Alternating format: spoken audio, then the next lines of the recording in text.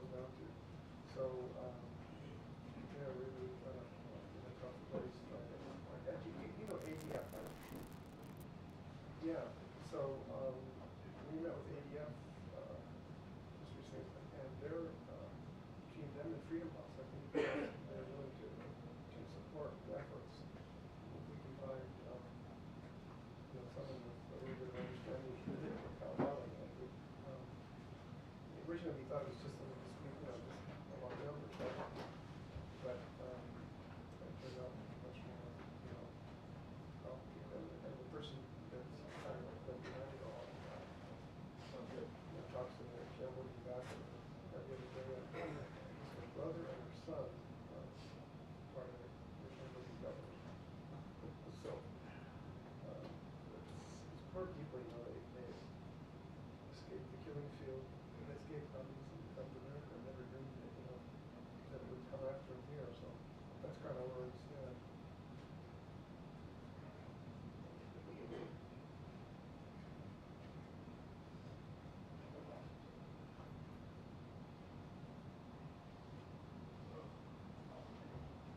Sure. Right.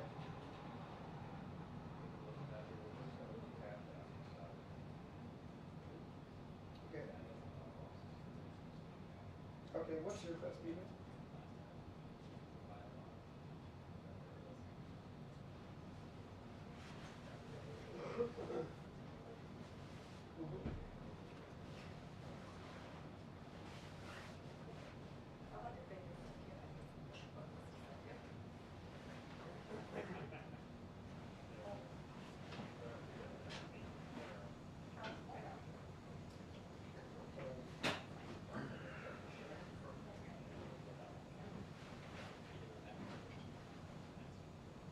Thank you so much.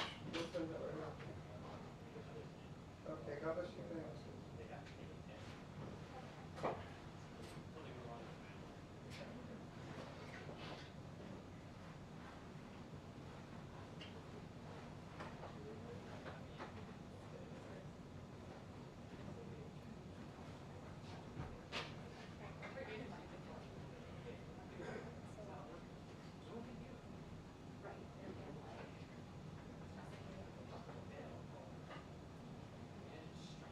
Right.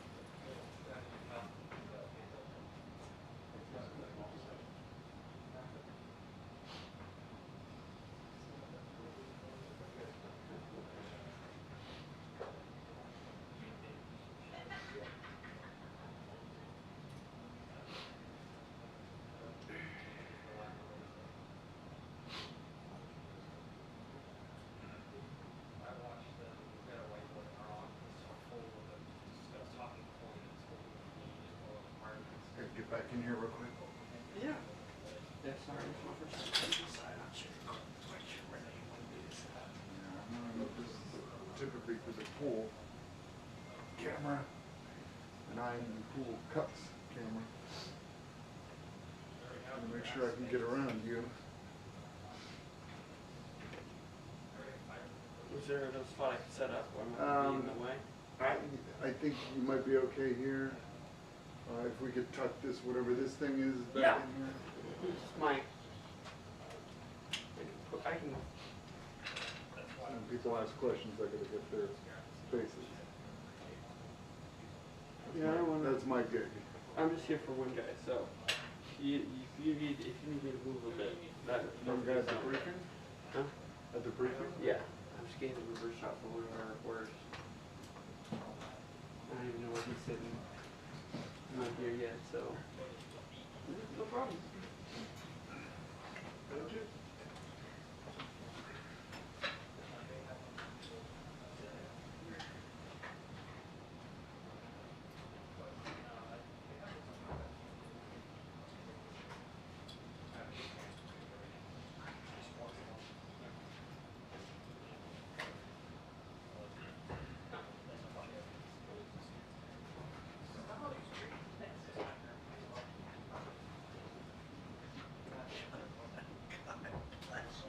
How are you doing?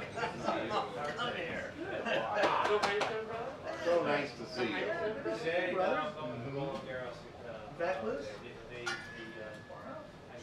So, Yes, wait for a while. I've been doing campaign trail shit too. Huh? Anytime you want. I told you, interviewing his dad was one of the best I ever had. One of the interviews. Most of them don't like me after. He hoped they can thank you note. But I liked him a lot, actually. You? Yeah. Yeah. He's always kind to me. He talked about growing up in Nebraska. FDR was his hero growing up. I mean, he was interesting. He was a good guy. He was a good guy. And I told him I liked Playboy After Dark. I did too.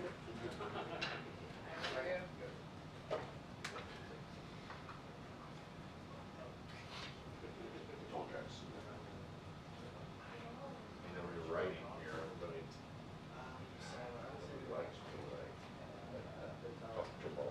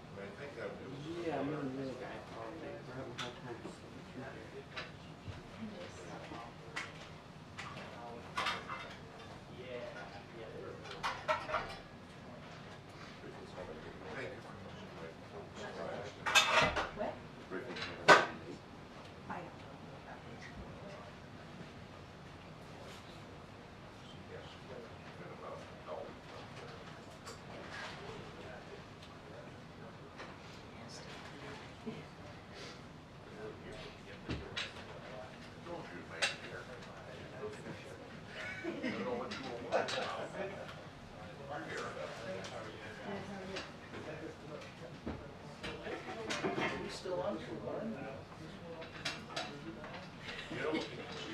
Well, that is a rhetorical question. So we've, well, actually there has been a ruling from the White House Workers Association. How you doing? In the pool area, get to unrecognized. Okay. So where you need to be is beyond this exit sign. Okay. Sorry, That's all right. and I gotta believe you guys do. Oh, he's right here in the second. There you have it. This might actually work better for me. Okay. Johnson, Alabama. No, where was I? That would be Phil Ewing. And then, right. And then Higgins from New York, Phil. He's a Democrat, true state Democrat. Right. And then. Hey, good to see you, Roy. Hey, the one that says personal reasons. Yeah, right. So that's what people say.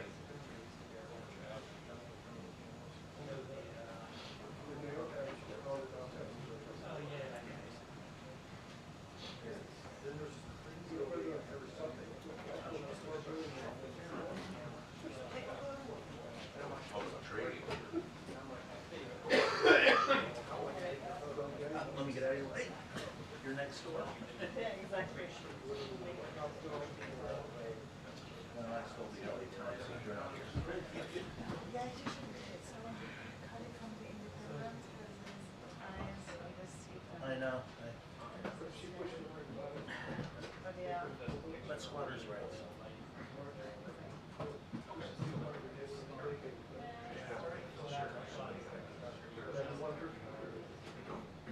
But in this case, it's one, many of the Democrats for Johnson. Oh,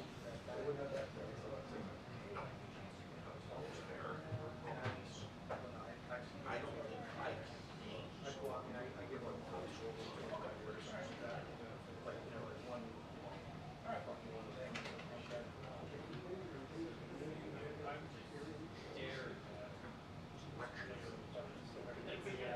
Share a little bit, but then also. They also won't let you go.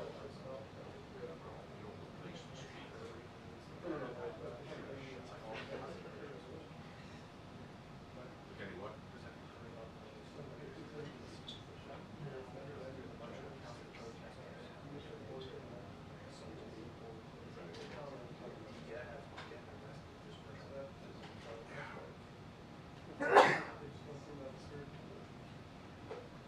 I'm just saying, the three votes, that's or something like that. Last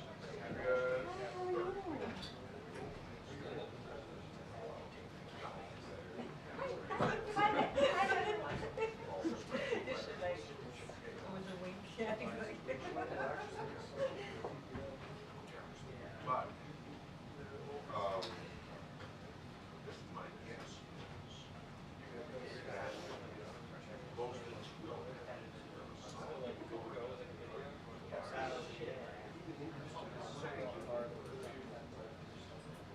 okay, that I don't know about.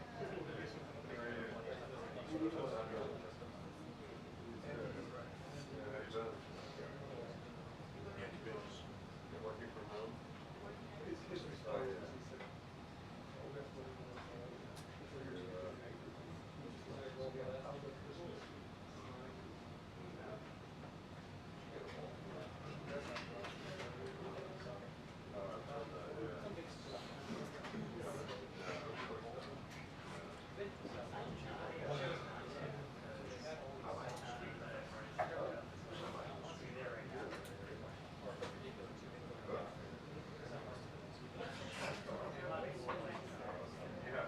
Who's got 130 in the pool? Who's got 130?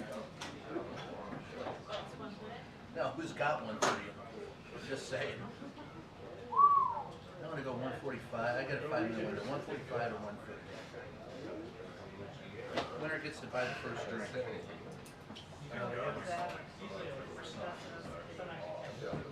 Just us being realistic. They did My, not my, call my much. friend sort of compliments It's another way to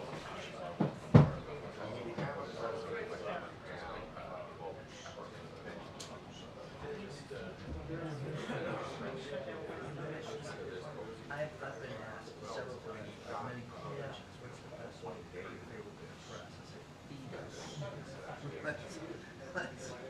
And show up on time.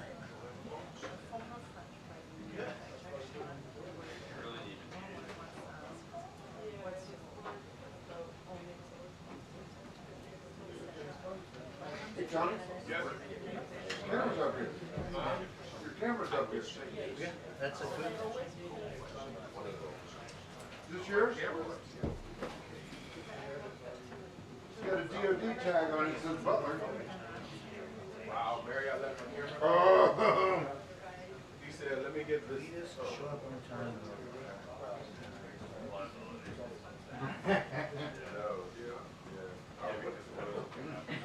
I'm thinking it's in my bag outside. The big heavy bag. The big heavy bag, yes. In the bag.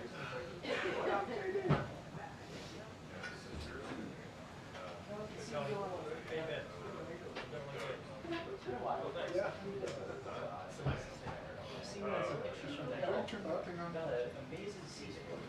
My mind here.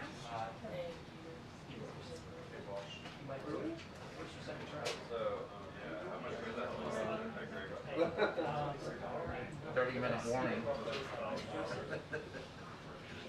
Yep, sounds about right. 30. All the presidents I've covered, only one was ever really on time. Yeah. Bush too. Yeah. He said 2 o'clock if it was 2 o'clock. Yeah. I mean, I love that. Yeah. Mind you, I didn't like what I was saying. Uh-huh. Yeah. Some of the Obama things would go on. And Josh would get up there and he would go, everyone would hear about your choices in football, basketball, or baseball. Yeah. Especially towards the end of that session. McCurry used to say. yeah. Yes. Say something. Yeah, McCurry was good. Yeah. McCurry was the best I ever worked with.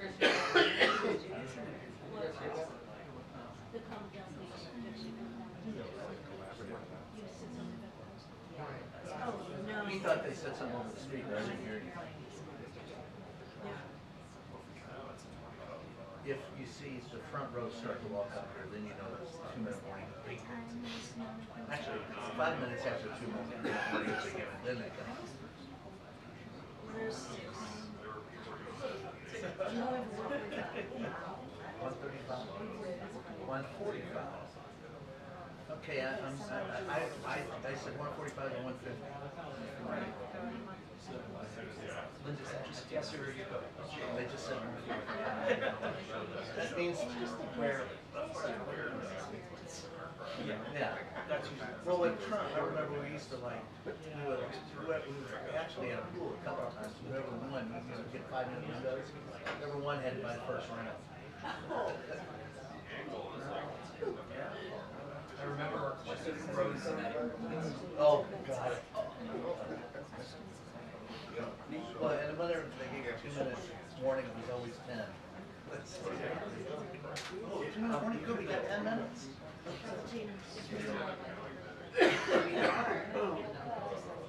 So right now we're still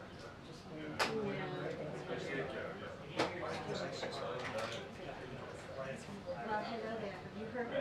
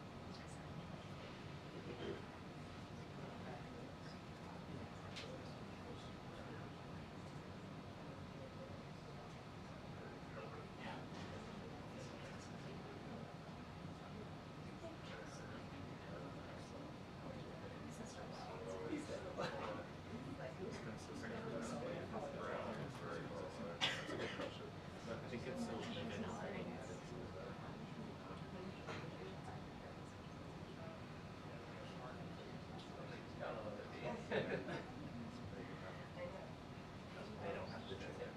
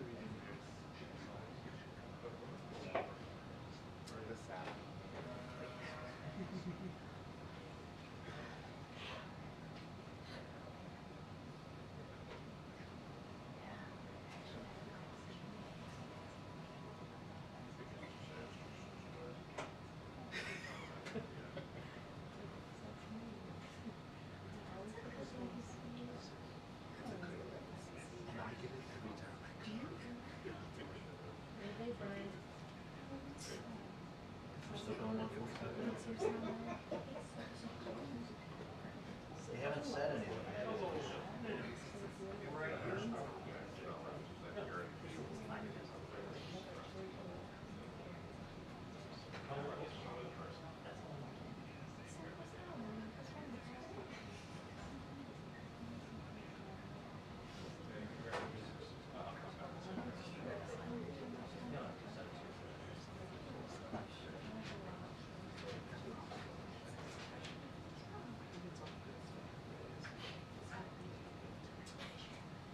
This is plenty of time during the Trump administration.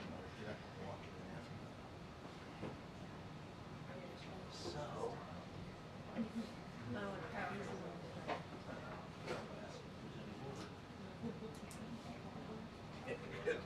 Excuse me, guys.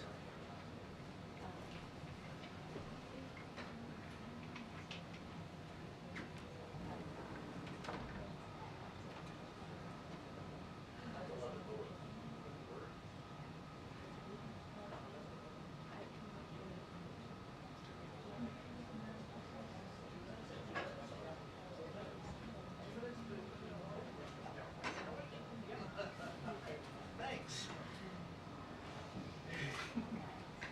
2 minutes to a 2-minute warning, I've been told.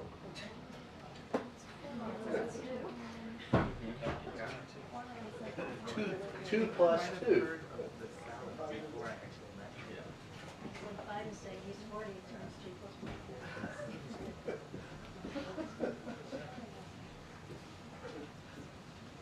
We got that on American. Yes, I don't know how.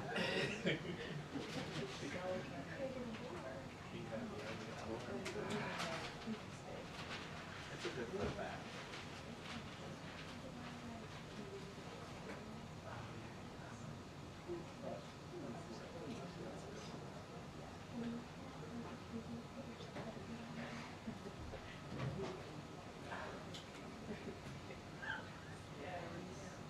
We'll see.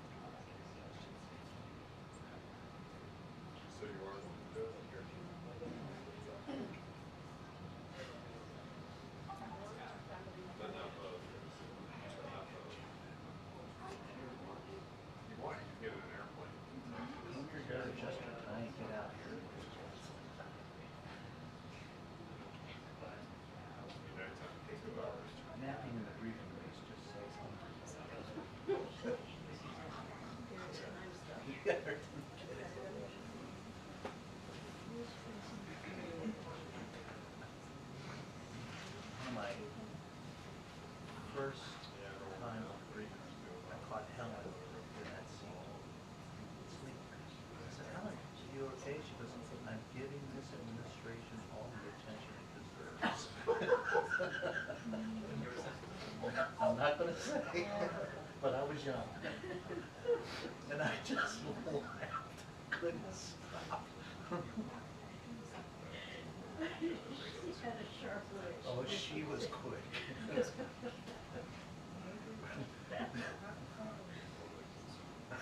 Her and Sam Donaldson would get into it and they would just tickle me.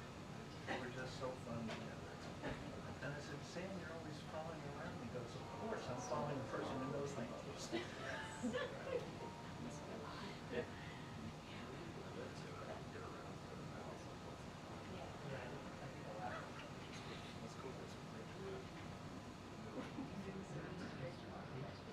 Give this administration attention it deserves.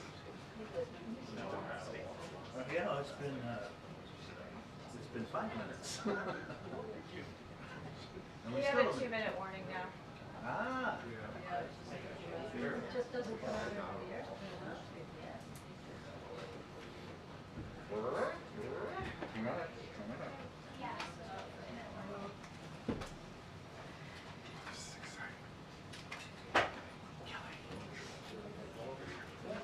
Hey, good to see you. I have really.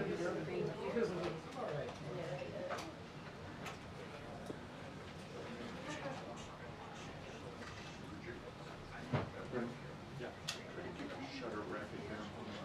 I'm gonna set it to meow. That would be so awesome. Well, it's all a fake shutter now, so you can actually set the volume to what you want to do. Do you remember Epson's rangefinder camera that we had to Yes. advance because it's the right, it was to trick your brain into thinking. No, I'm actually off. Oh, that is nice. It is right, but it was more like, less technical and more user right? Yeah. Good job.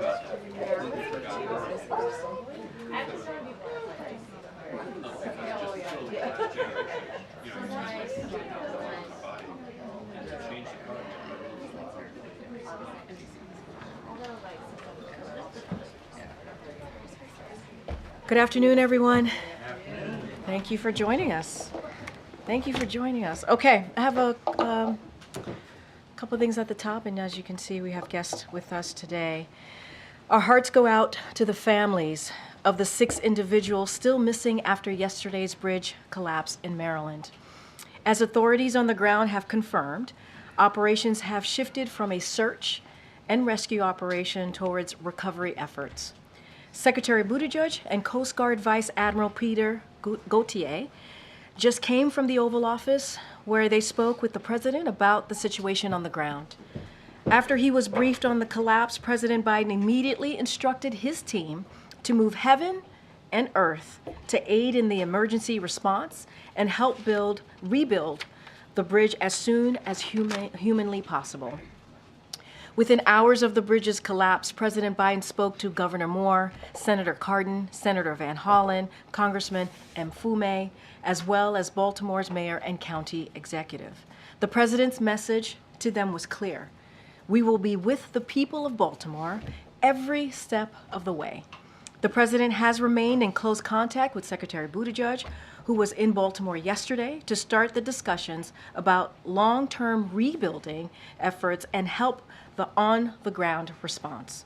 The president has directed a whole-of-government response. The Coast Guard has set up a unified command, and the Department of Transportation, U.S. Army Corps of Engineers, FBI, the National Transportation Safety Board, and Federal Highway Administration are all on the ground supporting state and local authorities in their recovery and rebuilding efforts. Joining us today, as you all can see behind me, to provide additional details about this administration's whole-of-government response are Transportation Secretary Pete Buttigieg and Vice Admiral Gauthier, Deputy Commandant for Operations at the Coast Guard. With that, I will turn it over to Secretary Buttigieg, followed by the Vice Admiral. Secretary?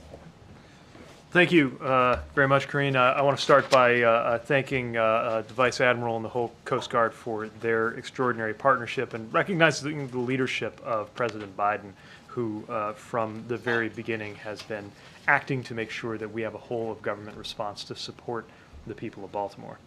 Yesterday, America awoke to shocking images of the Francis Scott Key Bridge collapsing after it was struck by a Neo-Panamax container vessel. And by the time most Americans saw those images, first responders and rescuers had already been at work for hours to save lives.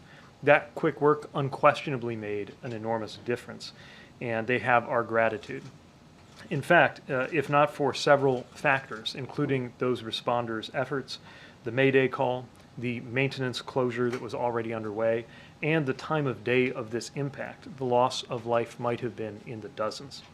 But tragically, 6 people did lose their lives, and a 7th was badly injured. These were workers who went out to work on a night shift, repairing the road surface while most of us slept. Work is undergoing to recover their remains, and our thoughts and prayers are with their loved ones whose lives are never going to be the same. Even as those families come to terms with this grief, and even as those recovery operations continue, work is underway to investigate what happened and to restore the key transportation resources that were impacted. When it comes to the investigative work led by the NTSB and supported by the Coast Guard, I will respect their independence and not comment on that work, but I do appreciate being able to engage with NTSB, Coast Guard, and other personnel yesterday at the site. I also spent time with Governor Moore, and I want to express my appreciation for his leadership. The governor has responded to this unthinkable event with focus and compassion, and we're going to be working closely with him and with his state's DOT to support Maryland in their work to rebuild the bridge and reopen the port. I also want to thank Mayor Scott, County Executive Olszewski for their work and their team's work ensuring all resources are brought to bear in that response. While the investigation and the response continue, President Biden has made clear that this whole administration will be providing support in every respect for the recovery and the rebuilding process. From a Department of Transportation perspective, that really comes down to 4 major focus areas. Reopen the port, deal with the supply chain implications until the port does reopen, rebuild the bridge, and deal with the surface transportation implications until the bridge is rebuilt. Each of those is a distinct line of effort, and we're already taking steps toward each goal.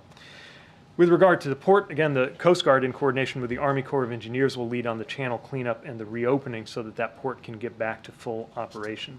We are concerned about the local economic impact, with some 8,000 jobs directly associated with port activities. And we are concerned about implications that will ripple out beyond the immediate region because of because of the port's role in our supply chains. This is an important port for both imports and exports, and it's America's largest vehicle handling port, which is important not only for car imports and exports, but also for farm equipment. No matter how quickly the channel can be reopened, we know that it can't happen overnight, and so we're going to have to manage the impacts in the meantime. We're working to mitigate some of those impacts, including using tools that didn't exist just a few years ago. Following the disruptions to supply chains from the COVID pandemic, President Biden's infrastructure package included the establishment of a new freight office within our department to help coordinate goods movement in ways that were not possible before. To be clear, ocean shipping is not centrally controlled the way you might expect with, for example, air traffic control. So having these tools allows us to create coordination that just didn't exist before. It's helped us to smooth out supply chains after COVID. It's helped us to manage the Red Sea crisis, and we're using it now to help the hundreds of different private supply chain actors get better coordinated to keep goods moving. Tomorrow, I will be convening shippers and other supply chain partners to understand their needs and to promote a coordinated approach as they adapt to the temporary disruptions while we plan mitigations. That said, the Port of Baltimore is an important port, so for our supply chains and for all the workers who depend on it for their income, we're going to help to get it open as soon as safely possible. Now, for the bridge, we are going to be working with NTSB as they lead their independent investigation. It's too early to speculate, of course, what NTSB will find, but if they discover or determine anything that should be considered in the regulation, inspection, design, or funding of bridges in the future, we will be ready to apply those findings.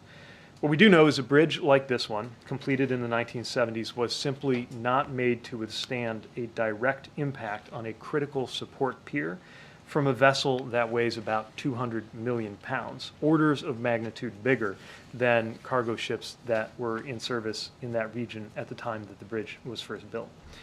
We also know that this is yet another demonstration of the importance of our roads and bridges, which is one of many reasons why the Biden-Harris administration worked so hard to get the infrastructure package passed, and why roads and bridges are the single biggest category in that package.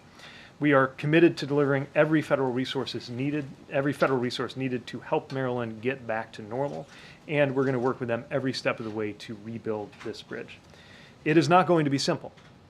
When we helped Pennsylvania and California swiftly reopen I-95 and I-10 respectively, there was terrific done work there, but that was addressing comparatively short spans of bridges over land relative to this span over water. And of course, in the Baltimore case, we still don't fully know the condition of the portions of the bridge that are still standing or of infrastructure that is below the surface of the water. So rebuilding will not be quick or easy or cheap, but we will get it done.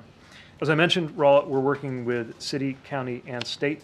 And I also want to add that we've been closely engaged with the Maryland congressional delegation, many of whom were on hand yesterday, and who are doing a tremendous job advocating for their state. They've made it clear that they will work with us to push for any help that we need from Congress. Bottom line, as President Biden has made clear, the federal government will provide all of the support that Maryland and Baltimore need for as long as it takes, and we will work with Congress to deliver on that. I'll end with this. For the families of those presumed lost, for the people of Baltimore who are going to be feeling this closure in day-to-day life, and for everyone affected by the port closure and its supply chain impacts, the President and the whole government will be here with you until everything is rebuilt stronger than ever. Our country put its arms around Florida when the Sunshine Skyway Bridge collapsed in 1980. America rallied around Minnesota after the bridge there collapsed in 2007. This will be a long and difficult path, but we will come together around Baltimore, and we will rebuild together. Admiral? Thank you, Mr. Secretary and Karine. So let me just add to what the Secretary has already briefed you on here. So yesterday evening, I think as you know, after an intense and thorough multi-agency search on the water and from the air, the Coast Guard Incident Commander, Rear Admiral Shannon Gilreath, suspended the search for the individuals missing from the bridge collapse. He did this after consulting Governor Moore and many of the other agencies that were involved. The Coast Guard and the response community is deeply saddened that the missing individuals have not survived. And the Coast Guard appreciates the state of Maryland's leadership and humanity in supporting the family members of the missing. I'd like to personally thank the state and local responders for their heroic search and rescue efforts. While we didn't achieve the outcome that we had hoped for, it was a tremendous team effort in the treacherous operational conditions. As this aspect of the response shift to recovery operations and consistent with the President's direction to get the port up and running as soon as possible, the Coast Guard highest priority now is restoring the waterway for shipping, stabilizing the motor vessel Dolly and removing it from the site, and coordinating a maritime casualty investigation under the leadership of the National Transportation and Safety Board. So just a couple of words on each one of those. So in terms of assessing restoring the waterway, the Coast Guard is very tightly connected to the Army Corps of Engineers as they lead in that role as the lead federal agency for that effort. As we were in the Oval Office, the President called General Spellman, the Chief of the Army Corps of Engineers, who's on site. General Spellman and I had a number of conversations yesterday in terms of the coordinated approach moving forward, and they are moving very aggressively in putting resources and mobilizing the necessary equipment, conducting the analysis and the underwater surveys to do that. In terms of continuing to stabilize the vessel, mitigating any pollution threat, and removing the vessel from the area, the vessel is stable, but it still has over 1.5 million gallons of fuel oil and lube oil on board. And it does have 4,700 cargo containers on board. 56 of those contain hazardous materials, and 2 are missing overboard. The ones that are in the water do not contain hazardous materials. And then around 13 or so on the bow of the ship were damaged as the bridge collapsed and impacted the front of that ship. So the Coast Guard has moved aggressively to board the vessel, and we have teams on board. The responsible party, the ship operator, has mobilized, activated their marine salvage plan in addition to their marine pollution response plan, both things that are required by the United States Coast Guard. The salver is Resolve Marine Incorporated, and they have begun mobilizing resources to take the next steps appropriate to refloat the vessel and remove it from that area. The real critical thing here is that, as you know, a portion of the bridge remains on the bow of that ship, and we will be coordinating very closely with the Army Corps of Engineers and their contractors to first effect the removal of that debris before the vessel can then be removed. The vessel bow is sitting on the bottom because of the weight of that bridge debris on there. And there are underwater surveys that are happening by remotely operated vehicle. Divers will be in the water today to complete that underwater survey. There's no indication that there's any flooding or any damage underneath the waterline to that vessel, and that effort will continue. We'll keep you informed of that. And then lastly, in terms of the casualty investigation, as the Secretary had said, this is led by the National Transportation and Safety Board. I've had a couple of conversations with Chair Hamandi on this account, and basically what we've done is we've activated a memorandum of understanding between the Coast Guard and NTSB, and because the multimodal and complex nature of this investigation, we will be providing Coast Guard investigators for what we call a Marine Board of Investigation, which is our highest level of investigation in the Coast Guard that will fold in and coordinate with the NTSB investigation as that moves forward.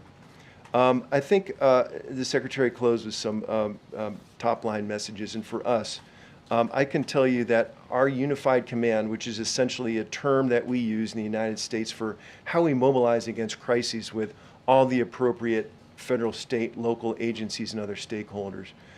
We have a tremendous amount of talent on there, and a lot of resourcing, and given the magnitude and importance of this response, it's going to be very, very aggressive moving forward, and we'll keep you informed of that. Thank you.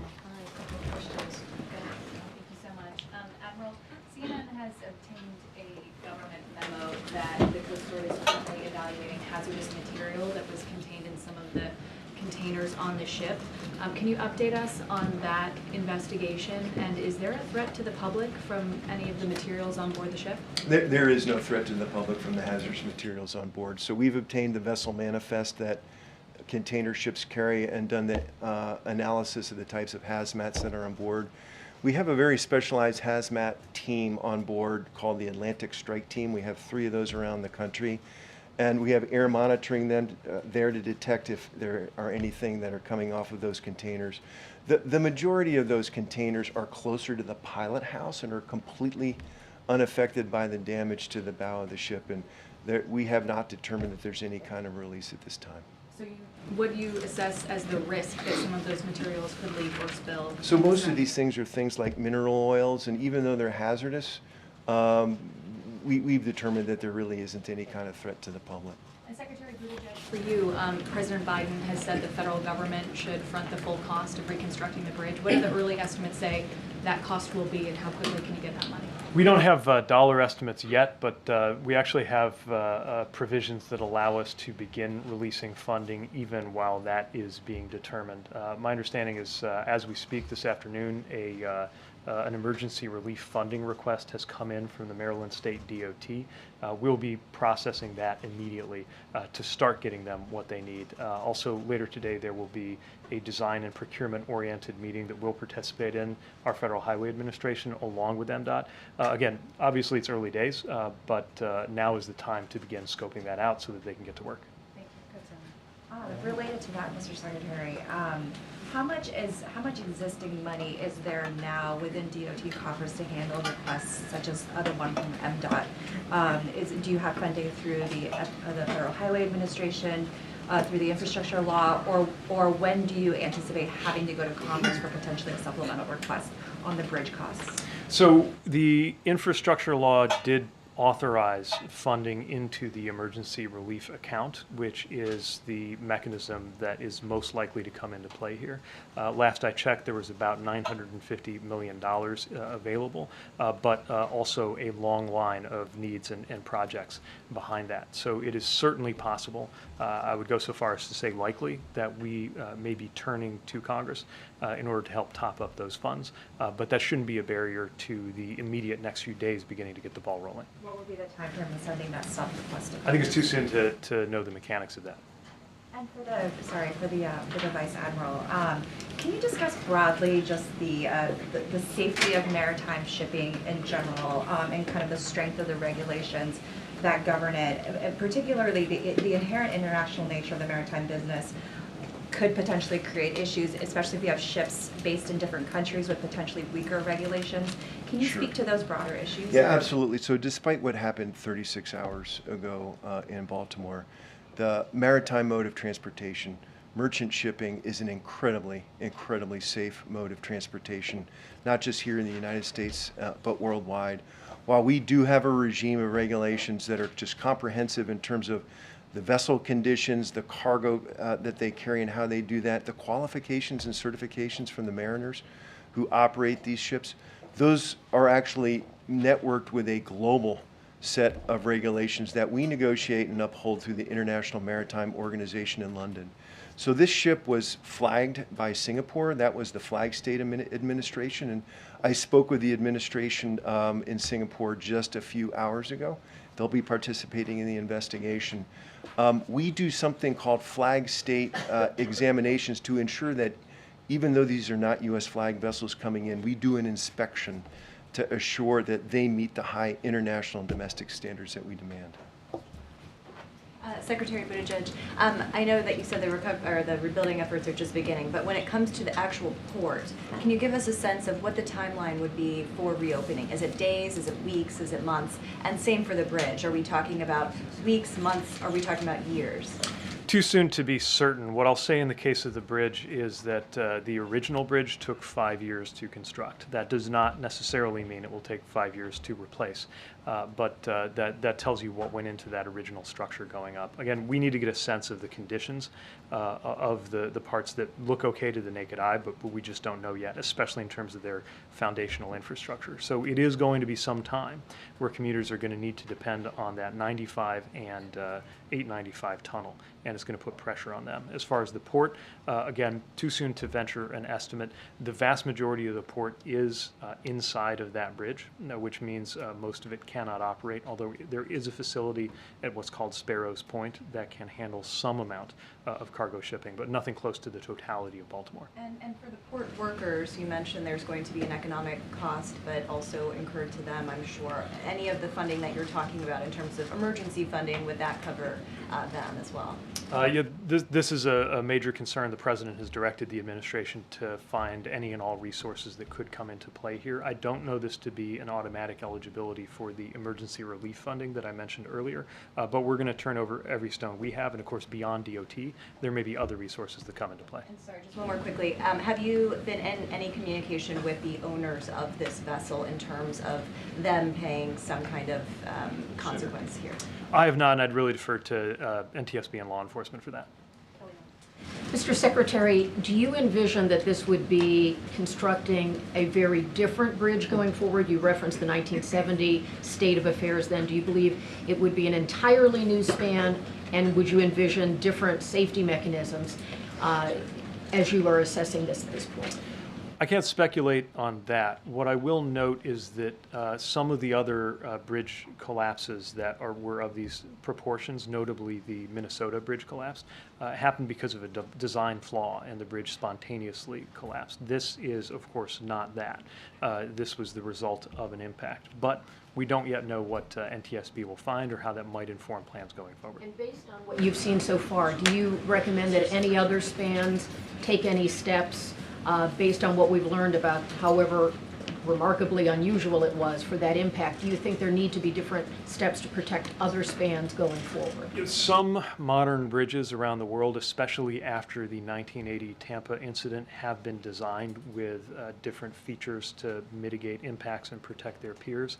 Right now, I think there's a lot of debate taking place among the engineering community about whether any of those features could have had any role in a situation like this. Again, it's difficult to overstate the impact of this collision. We're talking about, it's not just as big as a building, it's really as big as a block. 100,000 tons all going into this pier all at once. But one other thing I would add, more broadly speaking, is that the President's infrastructure package has the first ever dedicated federal fund for resilience. Largely that's been construed in terms of seismic resilience and resilience in the face of extreme weather events, but certainly something we'll be looking at going forward, knowing what we've experienced in Baltimore. And lastly, the status of the crew of the cargo ship, maybe the Vice Admiral is better suited for that. Are they still on board, and are they fully cooperating with what you need? The crew is cooperating with what we need. They remain on board, and predominantly an Indian crew with one Sri Lankan crew member on board, but they're still there and very much engaged in the dialogue and the investigation. To the Vice Admiral, are there any early indications of what caused the Dali to lose propulsion during its voyage, and what are some of the areas of focus so far when it comes to the investigation into the accident? Yeah, I think we all want to know as quickly as possible at least some initial findings, but I really need to refer you to the National Transportation Safety Board and their messaging in terms of moving forward very deliberately and on a factual basis to uncover some of those answers. Secretary Buttigieg, you talked about, how, the bridge simply was not built to withstand impact of this nature, but is it your view that the bridge was built strongly enough? Why didn't it have some of the defensive structures around the support column as many other bridges do? Again, I don't want to get ahead of any investigation either. I will say that part of what's being debated is whether any design feature now known would have made a difference in this case. We'll get more information on that as the investigation proceeds. Thank you. Secretary Buttigieg, you've been talking about the president vowing to pay for the cost of the bridge in full to expedite that rebuilding process, but are you going to go after the shipping company? Any private party that is found responsible and liable will be held accountable. I think our emphasis and the president's goal is to make sure that that process is not something we have to wait for in order to support Maryland with the funds that they need. And that's what these emergency relief tools can help us do. What could that accountability look like? Again, I don't want to get ahead of law enforcement, NTSB, or any of the other players here, but needless to say, there's going to be a lot of focus on that. Anybody who is responsible will need to be accountable. Rebuilding obviously won't be cheap, and you talked about possibly needing to give that supplemental request to Congress. How much money are we talking about? Just too soon to say. And just one question for the Vice Admiral. When it comes to getting the situation cleaned up and recovery efforts, what are the biggest challenges that you're facing and the kind of equipment that you have to move in? I think the main challenge here is, as you can see by the imagery on scene, is removing those large trusses and steel members off the bow of the ship. Once that happens, we'll have the underwater survey complete in terms of how that vessel is connected to the bridge pier there. But I think once that's done, I think the salvors will be ready to do the necessary actions to refloat that vessel and remove it.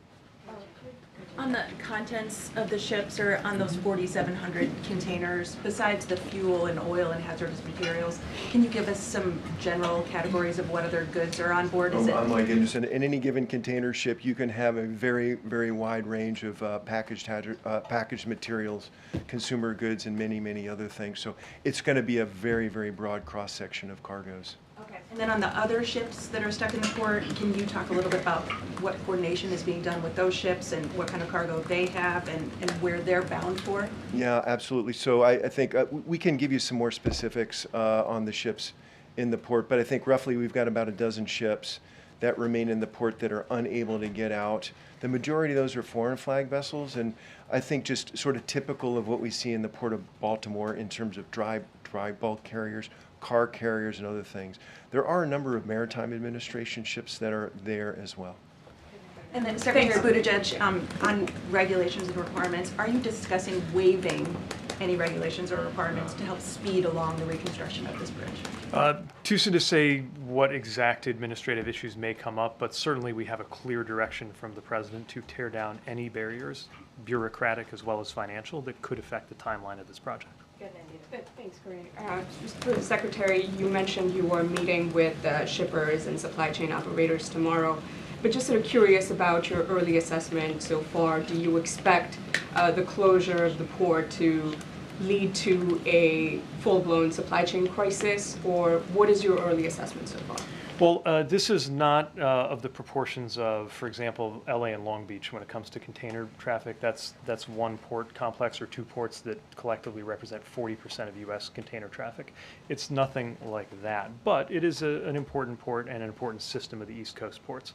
Now, a lot of the goods that come on or off there go as part of runs where ships also visit the ports of New York and New Jersey and Virginia. And so right now, I think there are already diversions taking place to those and other East Coast ports, helping to absorb some of that need. So those are the kinds of things we're getting more information on right now, and I'm looking forward to getting a better sense tomorrow after talking to the shippers. And a quick question on sort of safety reviews. You know, obviously the ship was involved in an accident in Belgium, I believe in 2016. Is this incident going to prompt a full-scale review of vessels like this? So we've seen what's in the news in terms of that particular incident. I don't know whether that's particularly informative to this. Probably a different vessel crew, different pilots, different weather conditions, and so on and so forth. But nevertheless, the Coast Guard keeps the histories, the safety histories of all the vessels that call into U.S. ports. And so we're reviewing that in terms of the investigation. Thank you for the Vice Admiral. Can you discuss your degree of confidence in the victim numbers that we've heard so far? We have seen evidence that there are sonar that's picked up cars at the bottom of the river. Do we know that all those cars belong to the construction workers, or is there a chance that other cars may have fallen into the river? So we've heard similar reports in the news, and so basically the Coast Guard is going off of the numbers of individuals that have been provided to us by the state of Maryland, as they were the ones who were administering the bridge and had the best idea of how many individuals might have been involved. Secretary Buttigieg, you mentioned earlier that there is not an air traffic control type body for shipping. Is that an indication that you think that there should be something like that for the future? No, it's a very different system, but I do think it's important for the public to understand that. If a runway or an airport goes out of service, and then there's immediate instructions from a central authority on what to do and where to go. It just doesn't work that way in shipping. What I will say is we have felt, especially since the summer of 2021, that there needs to be more coordination than there has been in the past. I think sometimes, even not just as a matter of practice, but as a matter of culture, different shippers and other entities that have been rivals just don't coordinate. We built a program called FLOW, which invites different participants, cargo owners, shippers, ports, terminal operators, and others, to begin sharing data. That's something that served us well going to the Red Sea issues. It's certainly serving us well right now because that data can help us get a sense of how these effects are rippling through other ports. So we welcome that coordination. We're trying to promote it, but that doesn't mean that it's happening on a command and control basis. Thanks. Secretary Buttigieg, when was this bridge last inspected? Was it on a list for replacement? It's more than 50 years old. And can you give us a ballpark figure of when you'll reopen the port? You said 5 years on the outside to rebuild the bridge, but just ballpark it for me. Days, weeks, months, years to reopen the port. And finally, what's the estimated economic impact for the closure of this port and the downing of this bridge? So on the first one, I'll refer you to the state. They'll have the most up-to-date information on the bridge.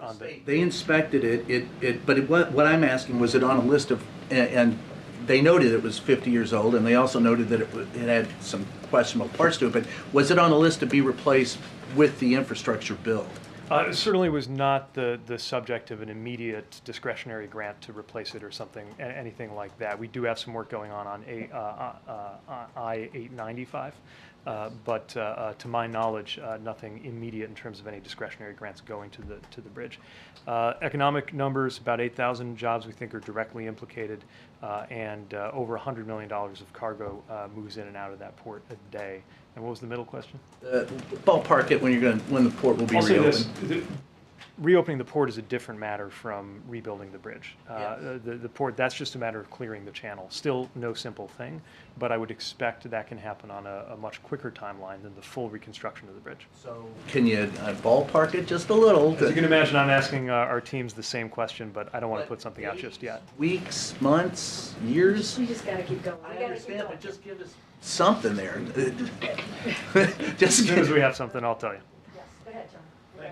Secretary Buttigieg, another supply chain issue for you has to do with the significant amount of automobiles, cars, trucks, coal, LNG that goes through the port of Baltimore. What will be the impact on the supply chain on those specific industries? Yeah, so this is one of the key ports again for vehicles, and some vehicles are actually finished at facilities that are on port grounds, so it is significant. That being said, of course, it's not the only facility that can accommodate roll-on, roll-off vehicles. You see that in Savannah, certainly in New York, New Jersey, and Virginia. The tractor equipment will be more complicated than the ordinary light-duty vehicles. These are exactly the kinds of information that we're going to be seeking over the coming days, including at tomorrow's convening. And you expect, because of those supply chain issues, that we could see impacts on the U.S. economy as a result of those supply chain issues? You know, we want to get a little more fidelity on how disruptive it can be. Again, we're not talking about a single point of failure that it's the only possible place to get through, or even something that is as impactful as some of the issues that affected the Panama Canal, for example. This does not automatically mean that a trip to the East Coast has to be substituted with a trip to the West Coast, which would be much more of a cost impact. It can probably be accommodated up and down the East Coast, but the effect clearly will not be trivial. Thank you. Mr. Secretary, you said that you had received a request for emergency funding from the Maryland authorities. Can you tell us what that number was? Those don't necessarily include a full estimate of the cost, but they do make it possible through what's called a quick release authority for us to start getting dollars out. I was just notified that this is coming in as I was stepping out here, so I don't have more details than that right now. Hi, Secretary Buttigieg. So, just clearly speaking about economic impact, each day that the port is shut down, what is the economic impact per day? Well, again, there's between, last I checked, between $100 and $200 million of value that comes through that port every day, and about $2 million in wages that are at stake every day. And that's one of the areas we're most concerned about.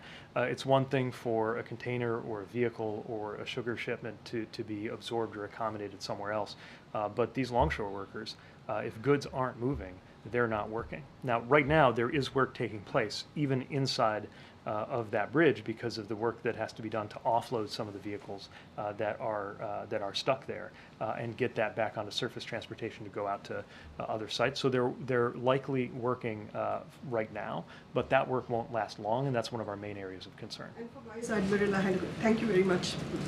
So, when you look at CFR, you know, the Code of Federal Regulations, you earlier talked about how you inspect these vehicles, right? The Coast Guard inspects these vehicles. Is it done on a regular basis to see if all of those items are, being followed, or do you do spot checks? Pretty thorough. So every ship that comes to a United States port has to report to the Coast Guard and Customs and Border Protection 96 hours in advance.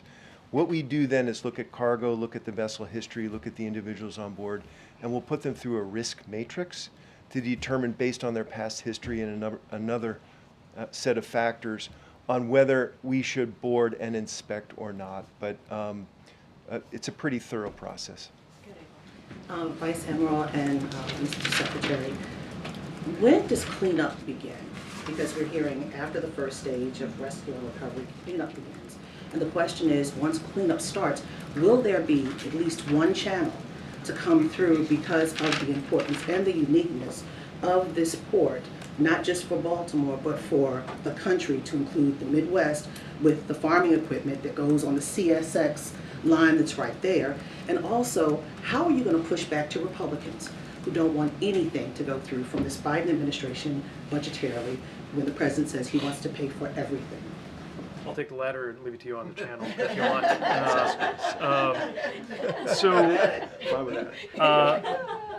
Look, infrastructure is, or at least ought to be, a bipartisan priority. I know that partisanship has gotten in the way of some important functions and expenditures, but I would also note that the infrastructure package that was passed is known as the bipartisan infrastructure law for a reason. Some, not all, Republicans crossed the aisle to work with President Biden and work with Democrats and get this done. It is our hope that that same spirit will prevail here. And I would also remind any member who might find themselves on the fence when any requests that might come through materialize, that today this is happening in Baltimore, tomorrow it could be your district, and we really need to stand together, red, blue, and purple, to get these things done. And what about the channeling?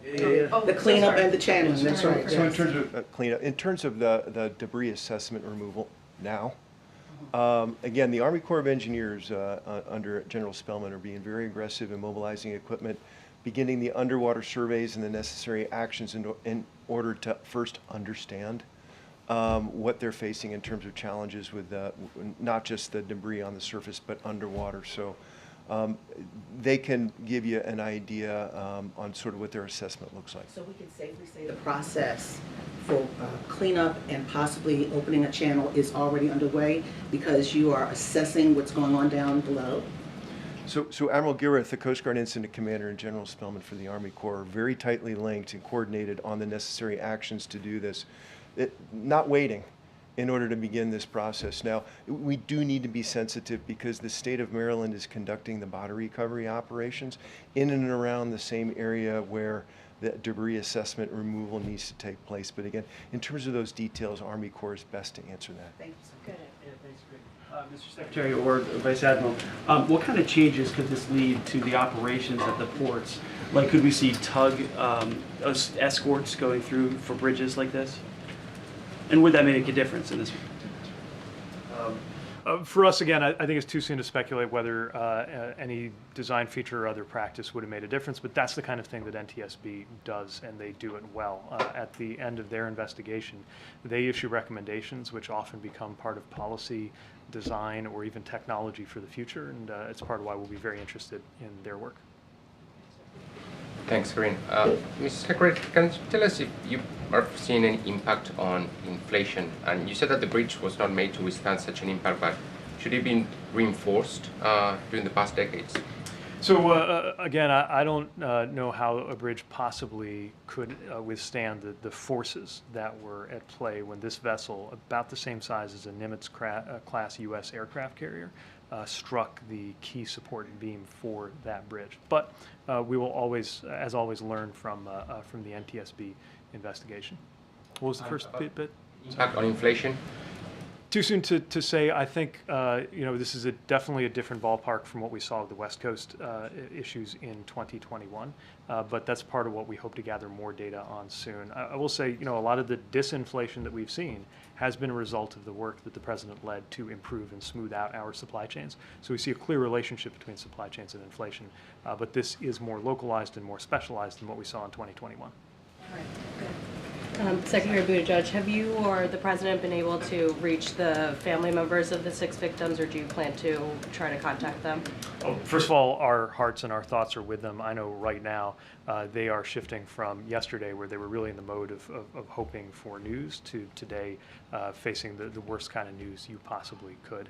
I can't speak to anybody else's conversations with them, other than that I know Governor Moore spent time speaking with them. For the Vice Admiral, you had said earlier that there's a process by which the Coast Guard will keep track of ships that may have been involved in previous incidents. And we already know that the Dolly was involved in a previous incident, not similar to this one, but an incident nonetheless. So was the ship on the radar for the Coast Guard in terms of, keeping an eye on it?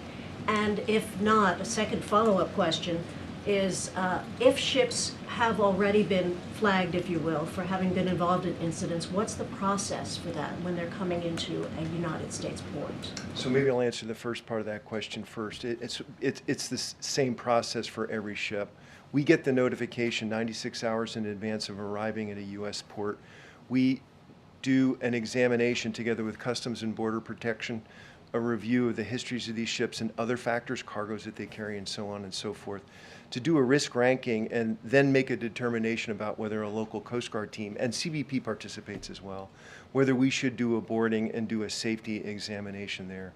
In terms of the history of the ship, again, I think this one incident that has been discussed within the media, I think we need to take that within context in terms of what may or may not have happened with a different crew on board, different situation, different pilots, and so on and so forth, maybe not related to the vessel condition, so to speak.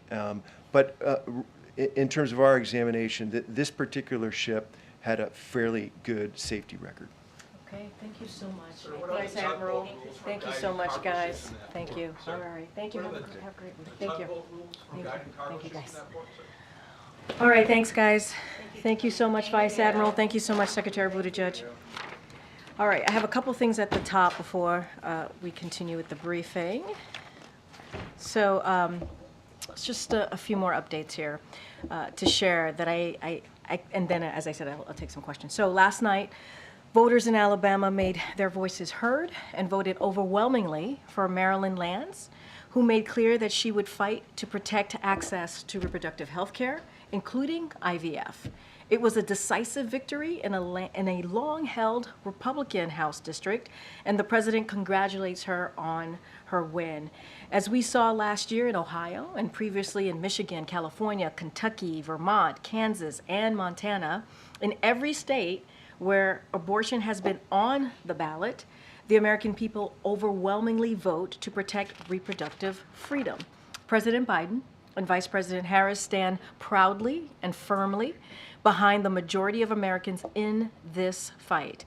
And they will continue to take action to protect this fundamental freedom that is under relentless attack by extreme Republican elected officials. But the fact remains that the only way to ensure the right to choose for a woman in every state is for Congress to restore the protections of Roe v. Wade into federal law. Only Congress can pass that law, which President Biden, if it were to get to his desk, he would indeed sign it. Now today we had another announcement. The Biden-Harris administration also launched the Save Date of action to promote SAVE, the most affordable student loan repayment plan ever, which President Biden announced just last year. The SAVE Day of Action is a coordinated effort to bring together public, private, and NGOs that could reach 100 million Americans with information about SAVE.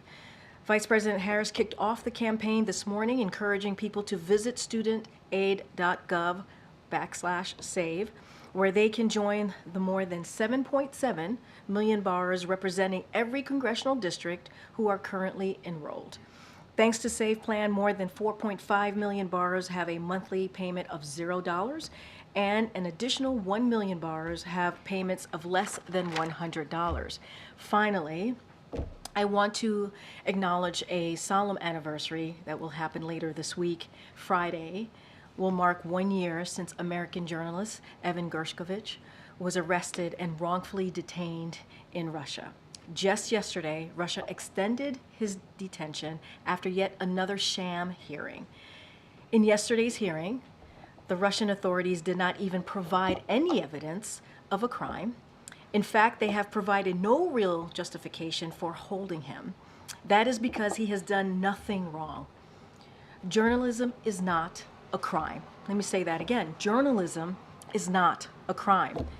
This administration will continue working every day to secure his release. We will continue to push back against Russia's attempts to use Americans as bargaining chips, and we will continue to stand strong against all those who seek to attack the press or target journalists. To Evan, to Paul Whelan, and to all Americans held hostage or wrongfully detained abroad, keep the faith. We are with you, and we won't stop working to bring you home. With that, Sungmin. A quick one, any update on when the president would go to Baltimore? I don't have an update for you. Obviously, we want to do it when it is the appropriate time on the ground. We're going to continue to have conversations with, obviously, local officials on the ground to get to get a sense of what their needs are, but we want to make sure that we do not disrupt their efforts. You just heard from the Secretary and the Vice Admiral, this is a major undertaking, and so we don't want to get in the way. But you heard from the President. He wants to get there as quickly as he can. And one on Israel. Our understanding is that talks are restarting between the U.S. and Israel about rescheduling that meeting that was supposed to be held this week on Rafah. So what is the U.S.'s understanding of why Prime Minister Netanyahu is having this apparent change of heart? Did the meetings with Defense Minister Gallant go particularly well this week and came to that conclusion? So obviously I'm going to let the Prime Minister speak for himself on that first part of the question. What I can say on Israel more broadly, as you asked me about meetings that were held here, they were constructive discussions with Israel's defense minister over the last 2 days. Rafah was one of the many topics discussed with Jake Sullivan, Tony Blinken, Lloyd Austin, and Bill Burns. The Prime Minister's office has agreed to reschedule the meeting dedicated to Rafah. So we're now working with them to find a convenient date that's obviously going to work for both sides. But his office has agreed to reschedule that meeting that would be dedicated to Rafah, which is a good thing.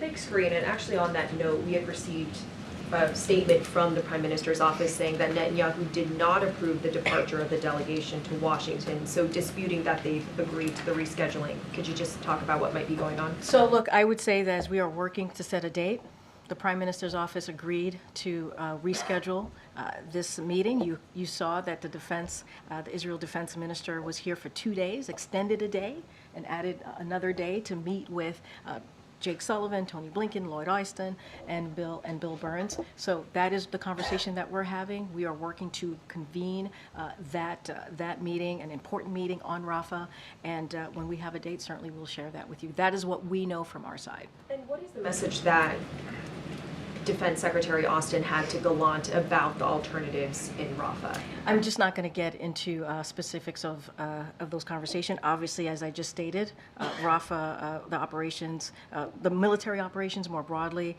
Rafah was indeed discussed, but I'm just not, as topics obviously that were discussed, I'm just not going to go into further details. And have talks for that hostage deal and ceasefire, have they reached another stalemate, and what are the sticking points on it? So I can confirm that talks continue, and the United States is actively engaged in those conversations.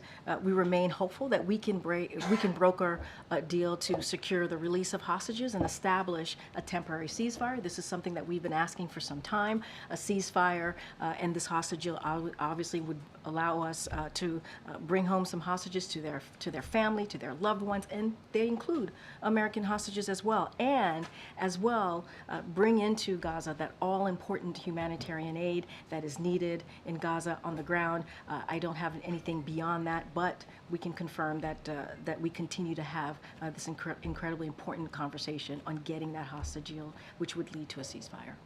Just following up on what Selena was saying, Corinne, does the administration believe it was able to convince Israeli officials to take a relook at a potential Rafah operation after the series of meetings that he had with the administration? So look, I mean, Rafah obviously was part of the agenda, their military operations, and so I'm not going to go into detail. It is important that we have heard from the Prime Minister's office that we are going to reschedule and try to lock in this meeting with their obviously their folks on the Israeli government side and folks here, and so I think that's important. I'm not going to get into that. I would say they discussed how best to ensure Hamas' lasting defeat in Gaza and the need to protect civilians. So, of course, that was part of the conversation, but I'm not going to provide any more details beyond that. Is the president thinking about reconsidering sending arms to Israel, given the unfolding situation and the unfolding humanitarian situation in Gaza? There's nothing new there. That is not under consideration. As you know, we have we have done more to get humanitarian aid into Gaza with the airdrops. You know about the pier, and we're working with, obviously, with Israel to make sure that we get more of the trucks inside of Gaza. It is incredibly important. We know the dire situation in Gaza as it relates to humanitarian aid, but the most important thing here is to get that hostage deal, so we can get that humanitarian aid to get those hostages back home to their family, and it would, we believe, would lead to a ceasefire, obviously, and so that is what we're working towards. We've got to get that hostage deal done, and we are actively continuing those talks. Restricting weapons to Israel should also be a top consideration. I'm right? not going to get into hypotheticals, into conditions from here. We've been very clear where we stand, and we'll continue to do so. We want to get that hostage deal done. The talks is active; they continue, and that is important to get the hostage deal, to get the ceasefire, to get that humanitarian aid into Gaza. It is incredibly, obviously, important as you all have reported the dire situation in Gaza, and so that is our focus. We're going to get that pier going. We're going to continue the airdrops, continue to get those trucks in, working with Israel on that. I just don't have anything else beyond that. Go ahead. On the Rafah talks, you said that both sides are working to find a new date that works with schedules, but what level of urgency does the administration assign to holding those talks? I mean, it's urgent. It's important. We've said that. The president has said that. The National Security Advisor was here at this podium saying those very words, the importance of making sure that there is a plan and that we protect civilians. You've heard us say there's more than 1 million Palestinian civilians in Rafah, about 1.5. We have to make sure that they are protected. But at the same time, we want to make sure that Israel also makes sure that Hamas is no longer operating, right? And so that is important as well. But these talks will get us into a place where there is a plan, that we hear their side, they hear our side. I think the defense minister being here from Israel was really important for 2 days, having those all important, all critical conversations about Rafah, about military operations. I'm just not going to get beyond that. When we have a date locked in, certainly we would share that with all of you. There's been reporting that the talks could happen as soon as next week. Do you see that as feasible? I'm just not going to get into a set date or time here, but we want it to happen. Obviously, it's urgent. We think it's urgent. It's important to lock this in, and so we're going to work really diligent to make sure that happens. Go ahead, Kelly. Tomorrow the president will be in New York, and he is going to be with 2 former presidents. I'm not asking about the campaign piece of that. Could you speak to the historical significance or the stature of the moment to have 3 presidents together? And while he is in New York, you, I'm sure, have seen reports there was a New York City police officer who died in the line of duty. Any plan to acknowledge that officer? So a 2-part question, but first about the historical significance of the presidents being So let me, and I'm going to be really mindful, and I have to say this as a Hatch Act. I am a federal employee. I'm not going to follow the law and not comment on 2024 campaign, but I'll say a couple of things at the top. President Obama and President Clinton strongly support President Biden's leadership and obviously his agenda. All 3 have agree overwhelmingly on the issues that this president has been fighting for the past 3 years, including an economy that works for all, leaves no one behind, that is an economy that's built from the bottom up, middle out, making sure that we protect our critical freedoms. That is something that they all 3 agree on, freedom to choose, or protecting our democracy. And so they are, of course, there are, of course, many conservative leaders in the country who oppose the dark vision put forward by extreme Republican officials that would drag us into the past, would trickle down, take tax giveaways to the rich, cuts Medicare and Social Security, radical abortion bans and attacks on the rule of law. That is not these 3 presidents. So we understand the importance of the 3 of them being together. Obviously, this is going to be an important event. I want to be really careful and not speak to a campaign event. Obviously, the campaign could speak more specifically to the broader significance of them being there. But look, these are presidents, 2 former presidents, the current president, that believe in what we're trying to do in the Biden-Harris administration, trying to move this country forward, trying to make sure we're protecting our democracy, protecting our freedom, building an economy that leaves no one behind. And I think that's what the most important here as it relates to the death of the officer. Look, our hearts go out to this officer who tragically lost his life in the line of duty. We're also praying for his family during this difficult time, who now has an empty seat at their dinner table. President Biden is deeply grateful for the sacrifices police officers make to keep our community safe. This shooting is yet another painful reminder of the toll of gun violence, that what it's doing to inflict on families in our communities in our nation. And that's why the president signed more than 24 executive actions. That's why we're able to pass a bipartisan agreement to deal with the gun violence that we're seeing in this country. Obviously, more work needs to be done. We need Congress to continue to act on making sure that our communities are safe. Again, our hearts go out to this officer and his family. It's a difficult time for them. Go ahead, Sabrina. Thank you. Do you have any comment on the decision by a federal appeals court today to continue blocking Texas's migrant deportation law as before? So a couple of things on that. Obviously, I want to first take a step back and just remind us how we got here. We have said from the beginning that SB 4 is an extreme unconstitutional law that will burden law enforcement and make communities less safe. We disagreed with the Supreme Court order yesterday letting the law go into effect, and we welcome the Fifth Circuit and their decision overnight pausing the implementation of it. Ultimately, we need real solutions, right? We need that decision, that negotiation proposal that came out of the Senate in a bipartisan fashion. We need that to move. We need it to move out of the Senate. We need it to move out of the House and to get to the desk of this president. And we believe that that bipartisan border security agreement would not only be the toughest, but it'd be the fairest. And it took us a couple of months to work on it. It got support from the Border Patrol Union. It got support from the U.S. Chamber of Commerce, something that you don't see nowadays. And so we are going to continue to encourage Congress to move forward. As we know, the former president, President Trump, told Republicans on the Hill to not move forward with it, to reject it, because it would help us, it would help Joe Biden, and it would hurt him. And that's not who we should be as a country. We should be where majority of Americans are. They want us to deal with what's happening at the border, and they want us to fix this immigration system. All right, I'm gonna go ahead, Ariel. I haven't spoken. Thank you. On airdrops and humanitarian aid, 18 people died in Gaza on Monday during an airdrop. 12 of them drowned trying to fish out food from the water. So does the administration intend to continue with these operations? And if so, is there a way to make them safer, or should we just expect to see more people dying like that? So we express our condolences to the families of those who died, who were while trying to retrieve desperately needed humanitarian aid. We understand what's going on the ground. We know that the humanitarian situation on the ground, as I've stated many times already, just in the past couple of minutes, is dire.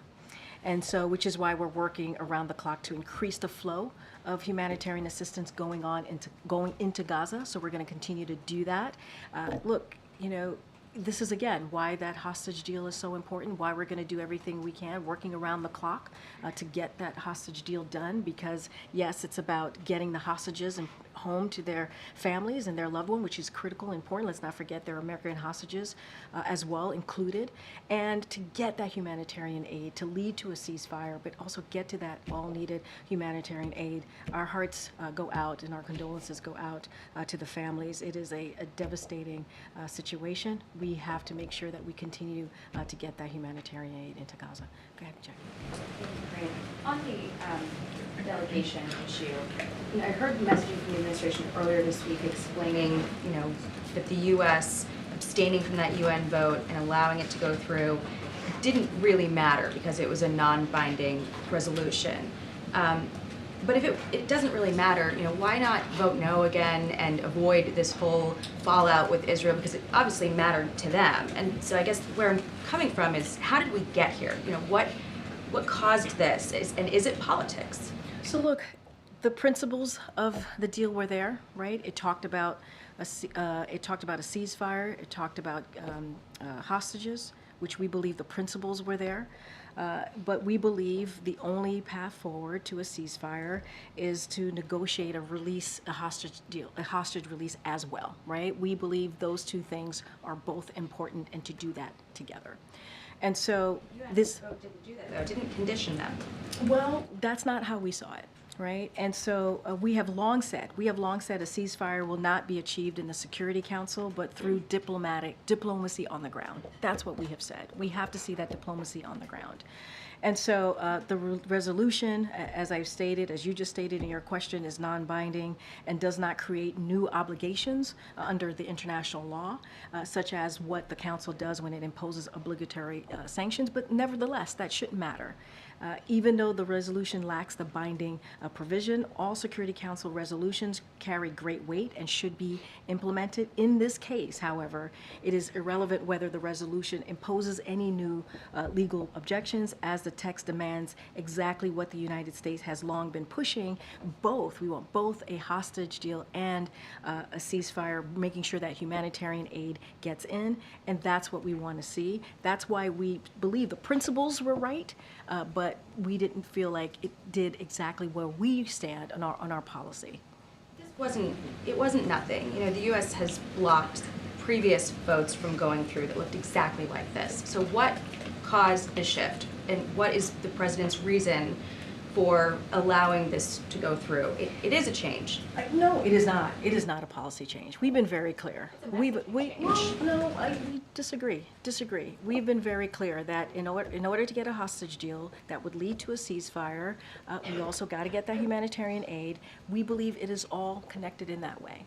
And so that is where we stood. That's where we've been. It is not a policy change. The principles were there, but we needed to, we have a way that we want to do this, right? A hostage deal, those are the critical conversations that are happening, the active conversations that are happening, making sure that we get those hostages home. American hostages are also included to their loved ones. We also got to get that humanitarian aid, and we believe that diplomatic effort, the diplomacy, the diplomatic work that is being done would lead us to that. And so we've been very clear and steadfast about this, and that's where we're going to continue to be. This is linked to the president worried about losing support from Gen Z, or? Well, let me be very clear. This is not about politics. It's not. The president does not lead his national security or things that are the right thing to do in this sense, right? Getting that hostage deal, making sure hostages come home, including, as I said, over and over again, American hostages, getting that humanitarian aid into Gaza and making sure that we believe that would lead to a ceasefire. That is not about politics. That is about the right thing to do. This is why we continue those active conversations and making sure that we can get there. It is important to get this done. Go ahead. Why do you think that the United States, which is Israel's most important ally, seems to have so little clout right now with Israel? I disagree. I don't think that is the case. Our position is going to continue to remain the same.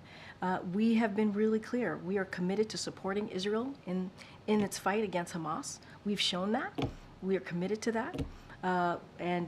We've said, Hamas has said that they're going to repeat, they've said this, they're going to repeat October 7th again and again until Israel is annihilated. And because we cannot expect Israel to accept a situation in which their citizens continue to live under that threat. At the same time, it's critical that Israel do everything possible to protect civilian casualties and conduct operations. Look, we are having those diplomatic conversations. You just heard me lay out how the Israel defense minister was here. He stayed for 2 days. He met with Jake Sullivan. He met with Lloyd Austin. Those are high level conversations, and that is important. And the Prime Minister's office said that they want to reschedule this meeting so that we can talk about the Rafah operations. We welcome that, and we're going to work with their teams to make sure that happens. You made it clear that you think a land invasion of Rafah is a mistake. Netanyahu has made it clear that he's going to go ahead and do it anyway. So I'm just wondering. But wait, they have agreed to come and have a discussion about that. That's important too. We can't miss that. We can't miss the fact that there's an agreement to have a meeting here to talk about the Rafah operations. That is what we're going to do. The Israel defense minister was here for 2 days. for 2 days. That was on the table, was part of Rafah operations, was certainly, Rafah was certainly one of the agenda items. That's important. So conversations are happening.